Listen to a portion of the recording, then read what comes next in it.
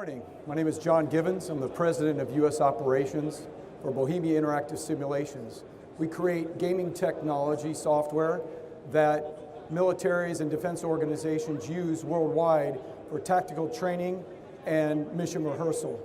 Tell you a little bit about the company.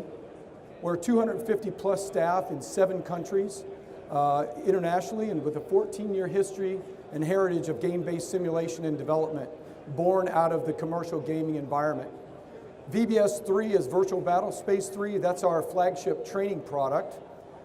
It provides game-based technology to integrate with a multitude of different applications. It also trains hundreds of thousands of soldiers in 30 countries worldwide.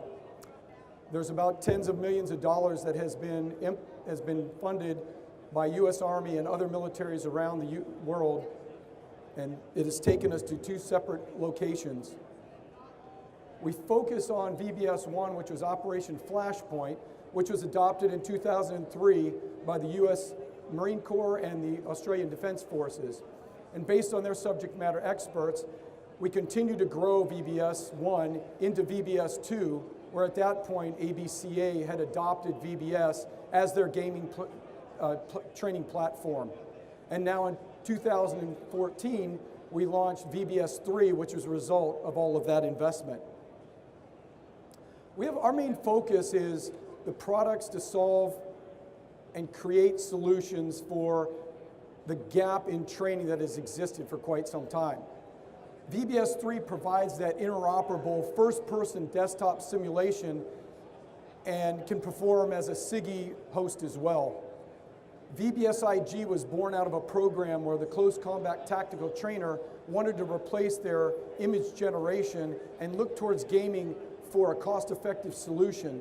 So we did, over a course of 2 years, replace that IG, and VBS-IG was born as a high-fidelity rendering engine for all types of simulators, both land and aviation, and for the Navy for sea operations, maritime operations.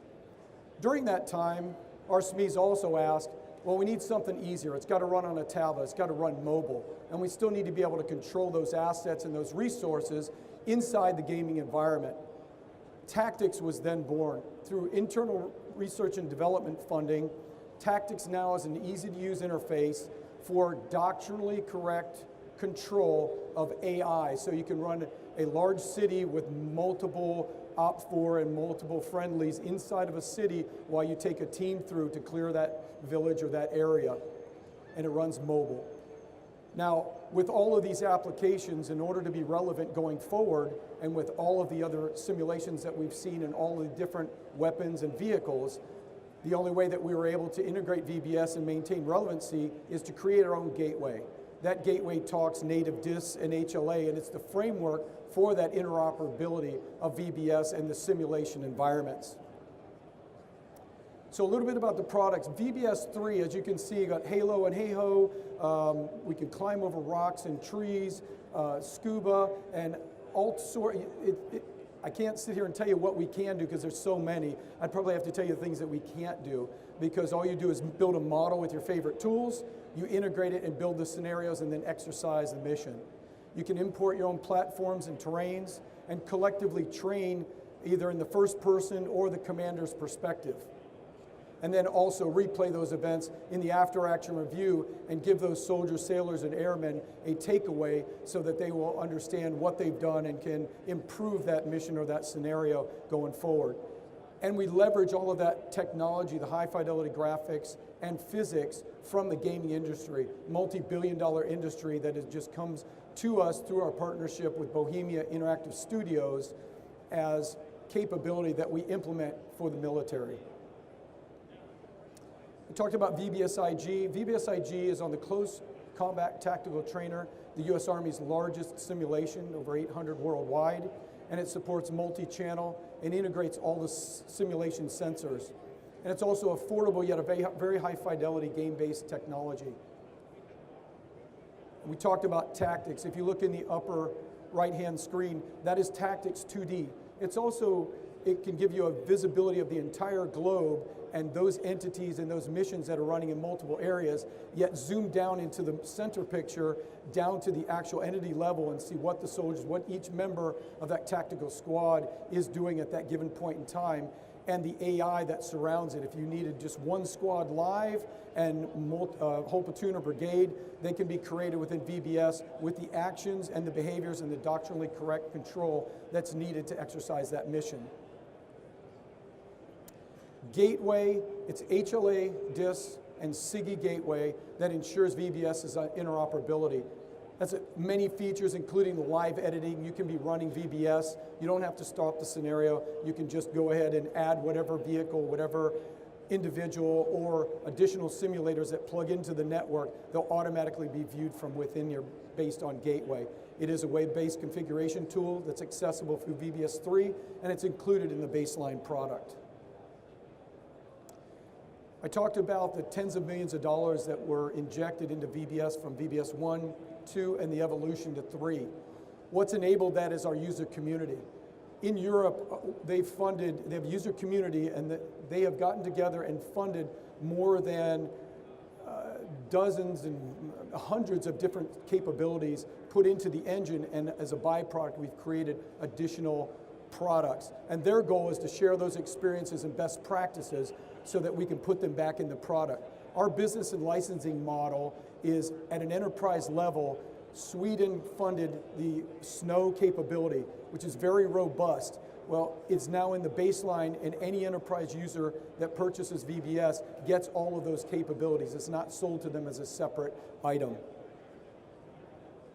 Why does VBS work? That's most important. You hear it threaded throughout the different slides. Number one, there was an obvious capabilities gap prior to the games for training. There was only high fidelity simulators with a very low throughput at regional centers and flight simulators. VBS provides that capability at the simulation centers, at the company level, and at the individual's private residence. The military understands the roles of games and how they play their role inside of training. Games are well suited for cognitive learning and how to think, that adaptability, so when something just goes wrong. So as a team is exercising inside of VBS, and they've been doing this for quite some time, I can inject some type of threat or additional items or additional issues that they need to handle so that we can take them to that tactical stress point to see how they function as a team and minimize that capability when they're out in the field.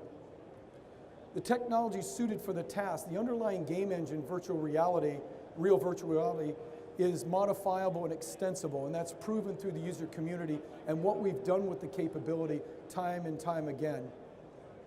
And it's also considered disruptive technology because it is so adaptable. We're able to put it in many of some of the displays that you see around here have used VBS and integrated their technology.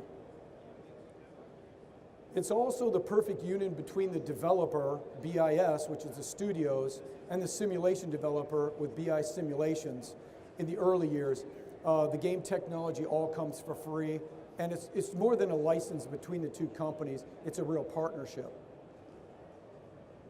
And the internet community with Operation Flashpoint enabled the total success of VBS. The military funds small business to develop technology specific to the military needs. So you'll see small business innovative research coming out where they need a capability, and they'll use VBS as the visualizations in order to make that capability a reality. So some of the use cases, briefly go over those. Desktop trainer, so that's a tactical trainer. That's typically integrated into the constructive training, C2 systems, and the communications network. A part task trainer, I can train a UAS or a UAV operator on the geospecific terrain with the exact ground system and how to launch the vehicle and use it in a situational awareness or in a tactical environment before they launch it for the very first time. Also forward observers, forward air controllers. It's the individual and collective training where typically it integrates with the VBS classroom. So you have one forward air controller inside of the dome while you have a classroom simulating the rest of the environment with VBS Fires and VBS Fires FST. And then the most important is how we do crew procedural training. CCTT, the Close Combat Tactical Trainer, is a full up, when you close the door inside that fiberglass box, you see all of the systems inside, the handles, the grips. It's like you're inside of that Bradley or that M1.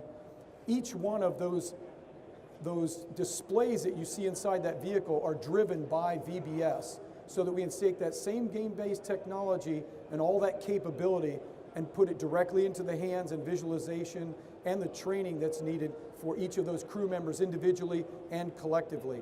And when they rotate that turret inside the game, if the classroom is attached, each one of those individuals will see the same thing. Video. We'll show a short 30-second video of the capabilities so you can see how it's been integrated in a few scenarios and situations.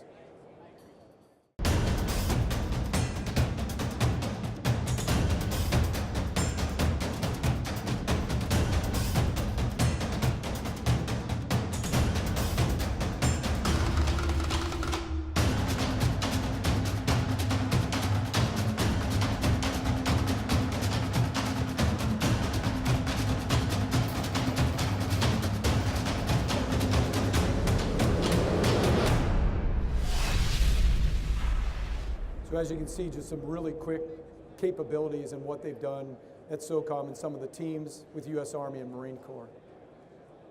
Any questions? Thank you.